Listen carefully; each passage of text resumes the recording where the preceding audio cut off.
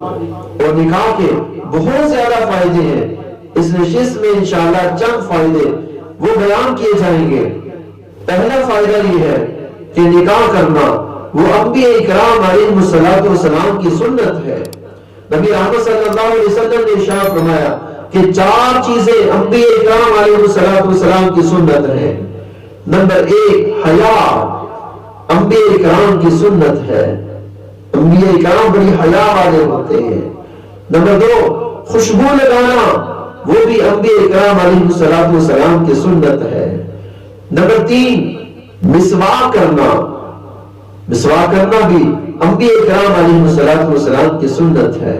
اور نمبر 4 نکاح کرنا، یہ نکاح کرنا بھی انبیاء اکرام علیہ الصلوۃ والسلام کی سنت ہے. تو جب انبیاء اکرام علیہ الصلوۃ والسلام کی سنت پر انسان عمل کرتا ہے، اللہ تعالیٰ اس عمل کو خیر و برکت سے بھر دیتے ہیں.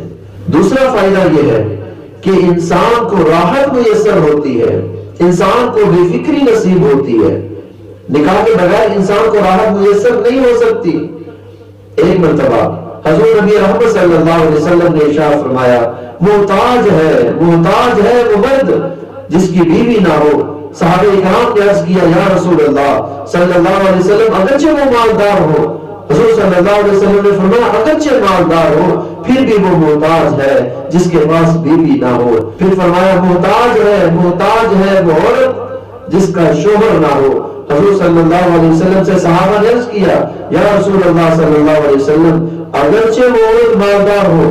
حضور نبی رحمت صلی اللہ علیہ وسلم نے ارشاد فرمایا اگرچہ مالدار ہو پھر بھی وہ محتاج ہے. اگر انسان کو راحت میسر آ سکتی ہے، اگر انسان کو سکون مل سکتا ہے تو وہ نکاح بھی مل سکتا ہے، کیونکہ قرآن میں اللہ نے ارشاد فرمایا ازواجا لتسکنوا الیہا.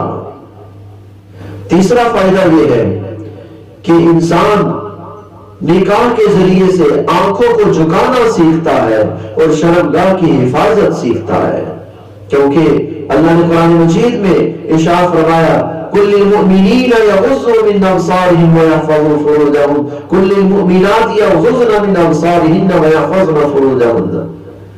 یہ آنکھوں کو جھکانا اور شرمگاہ کی حفاظت کرنا یہ ایک ایسا عمل ہے کہ اللہ نے اس کے لیے مردوں کے لیے الگ آیت مبارکہ نازل فرمائی ہے اور عورتوں کے لیے الگ آیت مبارکہ نازل فرمائی ہے. اور اگر نگاہوں کو جھکانا سیکھنا ہو، شرمگاہ کی حفاظت سیکھنی ہو تو یہ نکاح کے بغیر ممکن نہیں ہے. ایک موقع میں نبی رحمت صلی اللہ علیہ وسلم نے ارشاد فرمایا اے جوانوں تمہیں چاہیے کہ تم نکاح کر لو، اس لیے کہ یہ آنکھوں کو زیادہ جھکانے والا ہے، نگاہوں کو زیادہ جھکانے والا ہے اور شرمگاہ کی زیادہ حفاظت کرنے والا ہے. اور جو شخص اس کی وسعت نہ رکھتا ہو اسے چاہیے کہ وہ روزے رکھ لے. چوتھا فائدہ یہ ہے کہ انسان نکاح کرنے سے شیطان کا بھائی بننے سے بچ جاتا ہے.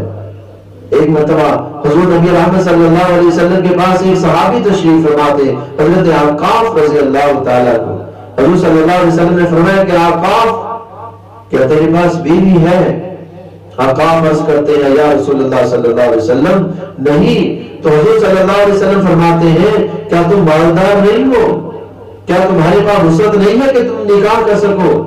تو عقاف عرض کرتے ہیں یا رسول اللہ صلی اللہ علیہ وسلم میں مالدار بھی ہوں اور وسعت بھی رکھتا ہوں، نکاح کر سکتا ہوں. تو حضور صلی اللہ علیہ وسلم نے ارشاد فرمایا تمہارے لیے اس حال میں رہنا بہتر نہیں ہے بلکہ اس حال میں تم شیطان کے بھائیوں میں سے ایک ہو. کتنی سخت بات. پانچواں فائدہ یہ ہے کہ نکاح کرنے سے انسان کو اللہ اور اس کے رسول صلی اللہ علیہ وسلم کی محبت نصیب ہوتی ہے، کیونکہ یہ نبی رحمت صلی اللہ علیہ وسلم کا طریقہ ہے، نبی رحمت صلی اللہ علیہ وسلم کا راستہ ہے. ایک مرتبہ ازواج مطہرات میں سے کسی ایک کے ہاں 3 صحابی آئے. انہوں نے حضور صلی اللہ علیہ وسلم کی عبادت کے احوال معلوم کیے. جب ان کو بتلائے گئے تو ان میں سے ہر ایک نے بڑی عجیب بات کہی. ایک صحابی نے کہا کہ میں رات بھر نمازیں پڑھوں گا، سوؤں گا نہیں. دوسرے نے کہا کہ میں دن بھر روزے رکھوں گا، کبھی بھی روزہ نہیں چھوڑوں گا. تیسرے نے کہا میں نکاح نہیں کروں گا، بغیر نکاح کے اللہ کی عبادت میں مشغول رہوں گا. جب نبی رحمت صلی اللہ علیہ وسلم کے اس واقعے کا علم ہوا، آپ صلی اللہ علیہ وسلم نے ان صحابہ سے معلوم کیا تو حضور صلی اللہ علیہ وسلم نے ارشاد فرمایا میں تم سے زیادہ پرہیزگار ہوں، میں تم سے زیادہ تقوی والا ہوں، لیکن میں رات کو نماز بھی پڑھتا ہوں اور راتوں کو سوتا بھی ہوں، میں دن میں روزے رکھتا بھی ہوں اور روزوں کو چھوڑ بھی دیتا ہوں، اور میں نکاح بھی کرتا ہوں، کیونکہ ہمارا اسلام وہ فطرت کے مطابق ہے۔ ہمارے اسلام میں رہبانیت نہیں ہے۔ آج رہبانیت آ چکی ہے، بلکہ جدید رہبانیت بھی ہمارے یہاں موجود